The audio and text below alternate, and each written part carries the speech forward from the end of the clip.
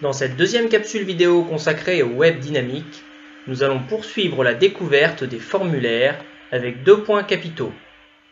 Le premier point consistera à voir quelle méthode utiliser pour passer au mieux les paramètres de notre formulaire à notre page de traitement. Aspect très important pour avoir un traitement des plus sécurisés et efficaces. Le second point sera axé sur le script permettant de récupérer les données et de les traiter. Nous utiliserons pour cela le langage PHP, générant une page HTML renvoyée au client pour affichage dans son navigateur. Mais ne perdons plus un seul instant. Allez, en route pour la découverte. Cette vidéo propose de nombreux exemples de code Python. N'hésitez pas à mettre la vidéo sur pause lorsque cela est nécessaire, puis tapez sur votre IDE Python préféré les différents codes afin de bien les assimiler. C'est en effet en codant que l'on apprend à coder. Voyons dans un premier temps les différents types de transmission des paramètres de votre formulaire vers votre page de traitement. Il existe deux méthodes d'accès définies dans le protocole HTTP pour transmettre les données d'une page HTML d'un formulaire vers un fichier de traitement. Premièrement, la méthode dite GET. Deuxièmement, la méthode dite POST.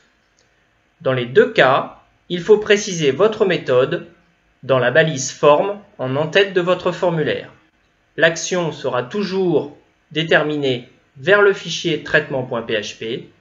La méthode, en revanche, méthode égale POST ou méthode égale GET, dépendra de vos choix. Faut-il plutôt utiliser la méthode GET ou la méthode POST pour envoyer les données d'un formulaire à une autre page? Le choix de la méthode dépend de la façon dont les données sont reçues, de la taille et de la nature de celle-ci. Première possibilité, la méthode GET. Cette méthode ajoute les données à l'URL. Avec cette méthode, les données du formulaire seront encodées dans une URL. Celle-ci est composée du nom de la page ou du script à charger avec les données de formulaire empaquetées dans une chaîne de caractères. Les données sont alors séparées de l'adresse de la page par le code point d'interrogation et entre elles par le code et commercial. Si l'on envoie à mapage.html les valeurs basket à la variable sport et débutant à la variable niveau, l'URL construite par le navigateur sera alors https://www.monsite.fr/mapage.html sport égale basket et niveau égale débutant. La spécification HTML demande que l'on utilise la méthode GET quand la requête ne cause pas de changement dans les données, donc opère une simple lecture. Attention, point de vigilance. Les données de formulaire doivent être uniquement des codes ASCII. La taille d'une URL est limitée par le serveur, souvent à un peu plus de 2000 caractères. 2000 caractères comprenant les codes d'échappement. Notez que lorsque l'on utilise le bouton retour du navigateur, les requêtes GET sont alors exécutées à nouveau. Cela peut causer des problèmes de sécurité. Seconde méthode, la méthode POST. Cette méthode a l'avantage de ne pas avoir de taille limite. Elle envoie un en-tête et un corps de message au serveur. Le corps est généralement constitué des données entrées dans le champ de formulaire par l'utilisateur. Les données du formulaire n'apparaissent pas dans l'URL. En conséquence, il n'est pas possible de récupérer directement les données en JavaScript. Il faut ajouter, par exemple, du code PHP dans la page. L'URL envoyée par le navigateur sera alors très simple, www.monsiteamoi.fr/traitement.php et aucune des données n'apparaît dans cette URL. Alors, entre la méthode GET et la méthode POST, lesquelles choisir? La méthode GET est la valeur de méthode par défaut. On l'utilise de préférence, sauf si on ne veut pas que les paramètres soient ajoutés à l'URL. Elle permet en revanche de récupérer les données passées à la page avec du code JavaScript. La méthode POST, quant à elle, est indispensable pour des codes non ASCII, des données de taille importante, et elle est recommandée pour modifier les données sur le serveur et bien sûr pour les données sensibles, c'est-à-dire les données confidentielles. Si on utilise POST, on doit impérativement intégrer du code PHP ou un autre langage équivalent dans la page où les données seront utilisées. Cela oblige alors à avoir PHP installé sur votre serveur web. Ce n'est pas une très grosse contrainte en tout cas. Maintenant que nous avons vu comment passer les différents paramètres, voyons comment récupérer ces données dans la page de traitement du formulaire et les utiliser à l'aide d'un code PHP.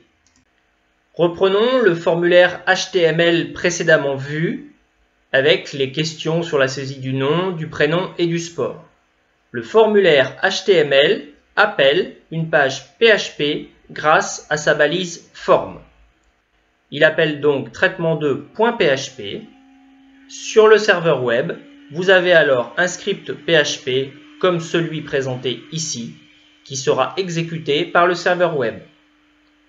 Le code PHP va ensuite générer du code HTML qui sera renvoyé au navigateur du client.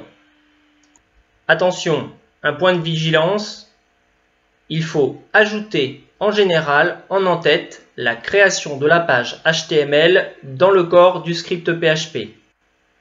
Vous voyez apparaître de part et d'autre d'un code PHP un code HTML correspondant aux en-têtes de la page et au titre de la page de réponse, l'ouverture du body et en bas de script, la fermeture du body et la fermeture de la page HTML. Pour passer alternativement d'un code PHP à un code HTML, il faut fermer le code PHP avec la balise point d'interrogation supérieur, puis réouvrir le code PHP avec inférieur point d'interrogation PHP, la balise ouvrante déclarative d'un code PHP. En l'absence des en-têtes, les navigateurs arrivent tout de même à afficher la page, mais avec parfois de nombreuses pertes au niveau des styles.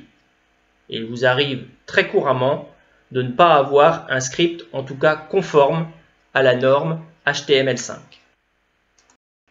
Analysons plus en détail notre code PHP simple en laissant de côté les en-têtes de la page HTML. Vous maîtrisez maintenant cet aspect-là. Premièrement, nous pouvons récupérer des données liées à l'identité avec les variables POST. Nous avions stocké dans notre formulaire avec notre ID et notre name, prénom et nom. Vous voyez ici que l'on va créer en petit 1, donc à la ligne 7, une variable qui s'appelle identité et qui va contenir une chaîne de caractères correspondant au prénom, récupéré avec $_post, entre crochets prénom.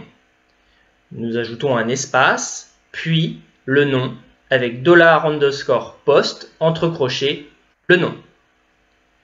Deuxièmement, nous affichons une variable avec le mot-clé echo, suivi de la chaîne de caractères voulue. Dans la chaîne de caractères, nous pouvons ajouter des balises HTML. Ici, nous ajoutons les balises BR de retour à la ligne. Nous sautons donc 2 lignes après le bonjour, prénom, espace, nom. Troisièmement, nous ajoutons une structure conditionnelle très classique avec un if-else pour tester si le champ sport a été saisi. Pour tester si le champ sport a été saisi, nous regardons sa valeur avec $_post, entre crochets sport, et nous vérifions avec le égal si celui-ci est vide. Premier cas, si celui-ci est vide, nous affichons un message « Vous n'avez pas saisi de sport, merci de réessayer », puis nous passons à la ligne. Sinon, grâce à la structure else, nous arrivons dans un affichage du sport, sélectionné avec la balise select du formulaire. Pour récupérer le sport, nous récupérons très logiquement comme précédemment avec la variable $_post entre crochets le sport, que nous agrémentons avec du texte entre guillemets. Enfin, nous pouvions rajouter en bas une deuxième structure conditionnelle pour vérifier que la coche grand sportif a été cochée et afficher ou non un bravo si la coche est réellement cochée. Vérifiez bien en haut de votre script que vous avez l'ouverture du code PHP avec supérieur point d'interrogation PHP et en bas avec point d'interrogation supérieur que vous fermez bien votre code PHP. Si vous utilisez un IDE quelconque prévu pour le PHP, celui-ci vous guidera et vous signifiera les erreurs éventuelles. Résumons maintenant simplement le bilan de la communication entre le client et le serveur, puis entre le serveur et le client. Première étape sur notre poste client est charger notre formulaire HTML avec sa balise forme permettant d'appeler lorsque l'on clique sur le bouton Submit le script traitement2.php. Après clic sur ce bouton, il y a demande de la page traitement2.php sur le serveur web. Celui-ci va fabriquer la page de réponse à l'aide du script PHP vu précédemment. Le script PHP génère en réalité, grâce à ces mots-clés echo, une page HTML. Cette page est donc renvoyée par le serveur web sur le poste client. En dernier lieu, le poste client va récupérer cette page HTML et va l'afficher sur le navigateur du client comme une simple page PHP. Celle-ci a été personnalisée par le serveur web. Il ne s'agit pas d'une page statique, mais d'une page dynamique liée à la saisie initiale de l'utilisateur. C'est à vous. Vous venez de découvrir les principaux éléments nécessaires au traitement d'un formulaire web pour vous fabriquer une page dynamique. Vous pouvez maintenant reprendre les exemples présentés dans cette capsule pour les adapter à vos projets. Préparez votre fichier de traitement utile pour la suite de vos activités. Dans la prochaine capsule vidéo, épisode 3 du Web Dynamique, nous allons aborder les principales syntaxes de base en PHP. Cela nous permettra de développer des sites web encore plus performants et plus ergonomiques. Bon courage!